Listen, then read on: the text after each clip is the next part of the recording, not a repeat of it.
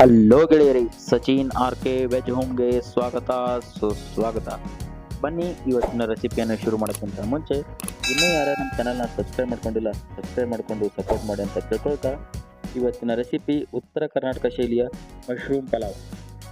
ನೋಡಿ, ಇದಕ್ಕೆ ನಾನು ಒಂದು ಕುಕ್ಕರ್ಗೆ 50 ಗ್ರಾಮ್ ಅಷ್ಟು ಎಣ್ಣೆನ ಹಾಕ್ಕೊಂಡು ಅದಕ್ಕೆ ಒಂದು 2 ರಿಂದ 3 ಪಲಾವ್ ಎಲೆನ ಹಾಕೊಟ್ಟಿದ್ದೀನಿ.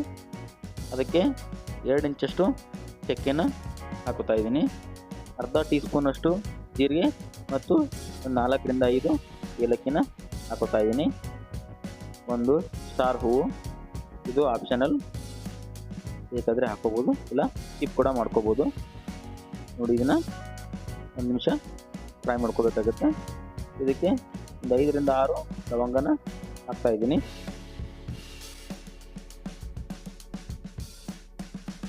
ನೋಡ್ತಾ ಇರಬಹುದು, ಇವು ಚೆನ್ನಾಗಿ ಫ್ರೈ ಆಗ್ತಾ ಇದೆ. ಈಗ ನಾನು ಇದಕ್ಕೆ 1 ಹಿಡಿಯಷ್ಟು ಗೋಡಂಬಿನ ಹಾಕ್ತಾ ಇದ್ದೀನಿ. ಒಂದು 5 ರಿಂದ 6 ಹಸಿಮೆಣಸಿನ್ಕಾಯಿನ ಕಟ್ ಮಾಡ್ಕೊಂಡಿದ್ದು ಅದನ್ನು ಕೂಡ ಇದಕ್ಕೆ ಆ್ಯಡ್ ಮಾಡ್ತಾ ಇದ್ದೀನಿ. ಗೋಡಂಬಿ ಕೂಡ ಆಪ್ಷನಲ್, ಬೇಕು ಅಂತಲೇ ಇಲ್ಲ, ಇದ್ದರೆ ಹಾಕೋಬೋದು. ನೋಡಿ, ನಾನು ಉದ್ದಗಾಗಿ ಕಟ್ ಮಾಡ್ಕೊಂಡಿರೋ ಈರುಳ್ಳಿನ, ದೊಡ್ಡದಾಗಿರೋಂಥ 1 ಈರುಳ್ಳಿನ ಇದಕ್ಕೆ ಹಾಕ್ತಾ ಇದ್ದೀನಿ. 6 ರಿಂದ 7 ಮಶ್ರೂಮನ್ನು ಕೂಡ ನಾನು ಕಟ್ ಮಾಡ್ಕೊಂಡಿದ್ದೀನಿ, ಅದನ್ನು ಆ್ಯಡ್ ಮಾಡ್ತಾ ಇದ್ದೀನಿ. ಚೆನ್ನಾಗಿ ಮಶ್ರೂಮ್ನ ತೊಳ್ಕೊಂಡಿರ್ಬೇಕಾಗುತ್ತೆ. ತೊಳ್ಕೊಂಡು ಕಟ್ ಮಾಡಿರೋದನ್ನ ನಾನು ಇದಕ್ಕೆ ಆ್ಯಡ್ ಮಾಡ್ತಾ ಇದ್ದೀನಿ.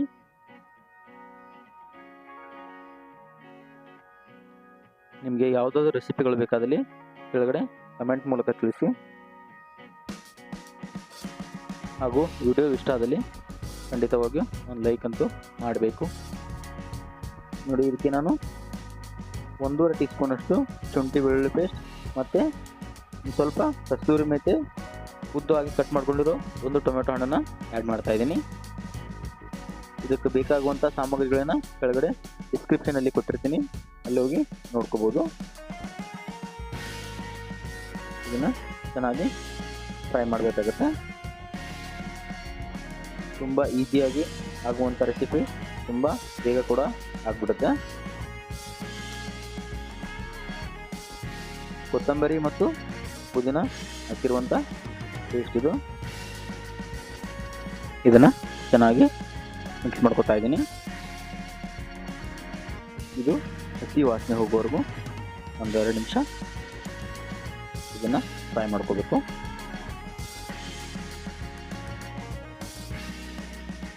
ನೋಡ್ತಾ ಇರ್ಬೋದು ಕಲರ್ ಎಷ್ಟು ಚೆನ್ನಾಗಿ ಬಂದಿದೆ ಅಂತ. ನಾನಿಲ್ಲಿ ಇದಕ್ಕೆ 1 ಚಮಚದಷ್ಟು ಖಾರದ ಪುಡಿಯನ್ನು ಯೂಸ್ ಮಾಡ್ತಾ ಇದ್ದೀನಿ. ಖಾರ ಬೇಕು ಅಂದರೆ ಹಾಕೋಬೋದು, ಇಲ್ಲ ಅಷ್ಟೇ ಸಾಕು ಅಂದರೆ ಬಿಡ್ಬೋದು. ಅರ್ಧ ಟೀ ಸ್ಪೂನ್ನಷ್ಟು ಅರಿಶಿಣ ಪುಡಿ ಮತ್ತು 1 ಟೀ ಸ್ಪೂನ್ನಷ್ಟು ಗರಂ ಮಸಾಲ, ರುಚಿಗೆ ತಕ್ಕಷ್ಟು ಉಪ್ಪನ್ನು ಹಾಕ್ತಾಯಿದ್ದೀನಿ.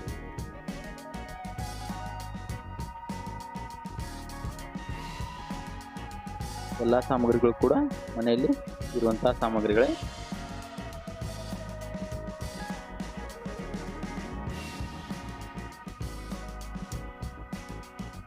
ನೋಡ್ತಾ ಇರ್ಬೋದು ಕಲರ್ ಯಾವ ಥರ ಚೇಂಜ್ ಆಗ್ತಾ ಇದೆ ಅಂತ. ಇದಕ್ಕೆ ನಾನು 1.5 ಟೀ ಸ್ಪೂನಷ್ಟು ತುಪ್ಪನ ಯೂಸ್ ಮಾಡ್ತಾ ಇದ್ದೀನಿ. ಫ್ಲೇವರ್ ಚೆನ್ನಾಗಿ ಬರುತ್ತೆ ತುಪ್ಪ ಯೂಸ್ ಮಾಡೋದ್ರಿಂದ. ಬೆಣ್ಣೆ ಇದ್ದರೆ ಬೆಣ್ಣೆ ಕೂಡ ಹಾಕೋಬೋದು.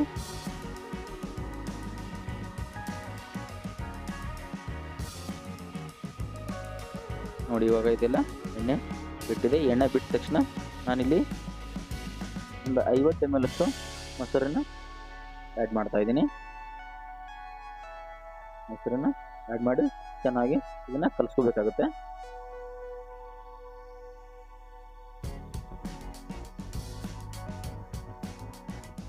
ಇದಕ್ಕೆ ಅಳತೆ ಅನ್ನೋದು ತುಂಬ ಇಂಪಾರ್ಟೆಂಟು. ನೋಡಿ, ನಾನಿಲ್ಲಿ 1 ಕಪ್ಪಿಂದ ಅಳತೆ ಮಾಡ್ತಾ ಇದ್ದೀನಿ.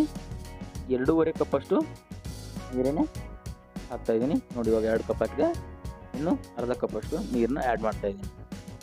2.5 ಕಪ್ಪು ನೀರಿಗೆ 1 ಕಪ್ಪಷ್ಟು ನಾನು ಇಲ್ಲಿ ಜೀರಾ ರೈಸ್ನ ಯೂಸ್ ಮಾಡ್ತಾ ಇದ್ದೀನಿ.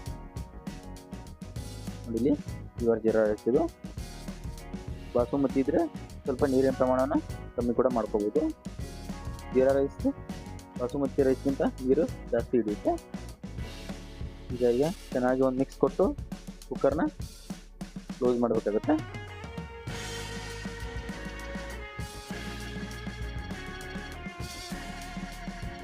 ಚೆನ್ನಾಗಿ ಮಿಕ್ಸ್ ಕೊಟ್ಟು ಈಗ ನಾನು ಕುಕ್ಕರ್ನ ಕ್ಲೋಸ್ ಮಾಡಿ ಸ್ವಲ್ಪ ಕೊತ್ತಂಬರಿ ಸೊಪ್ಪನ್ನು ಹಾಕಿ ಕುಕ್ಕರ್ನ ಕ್ಲೋಸ್ ಮಾಡಿ 3 ವಿಸಿಲ್ ಹೊಡಿಸ್ಬೇಕಾಗುತ್ತೆ. 1 2 3 ಟೋಟಲಾಗಿ 3 ವಿಸಿಲ್ ಹಾಕಿ ಒಂದು 10 ರಿಂದ 15 ನಿಮಿಷ ಬಿಟ್ಟು ಇದನ್ನು ಕುಕ್ಕರ್ನ ಓಪನ್ ಮಾಡ್ತಾ ಇದ್ದೀನಿ. ವಾವ್, ನೋಡಿ ಎಷ್ಟು ಚೆನ್ನಾಗಿ ಬಂದಿದೆ ಅಂತ ನೋಡ್ತಾ ಇರ್ಬೋದು. ಅಳತೆ ಪರ್ಫೆಕ್ಟ್ ಆಗಿದ್ರೆ ಪಲಾವ್ ಕೂಡ ಪರ್ಫೆಕ್ಟಾಗಿ ಬಂದೇ ಬರುತ್ತೆ.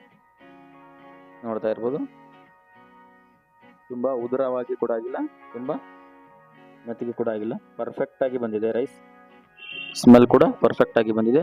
ಇದನ್ನು ಸರ್ವಿಂಗ್ ಬೌಲ್ಗೆ ಸರ್ವ್ ಮಾಡಿಕೊಂಡ್ರೆ ಬಿಸಿ ಬಿಸಿಯಾದ ಮಶ್ರೂಮ್ ಪಲಾವ್ ಸವಿಯಲು ಸಿದ್ಧವಾಗಿದೆ. ಮುಂದಿನ ವಿಡಿಯೋದಲ್ಲಿ ಮತ್ತೊಂದು ರೆಸಿಪಿ ಜೊತೆಗೆ ಮತ್ತೆ ಭೇಟಿಯಾಗೋಣ. ಅಲ್ಲಿವರೆಗೂ ಜೈ ಹಿಂದ್, ಜೈ ಕರ್ನಾಟಕ.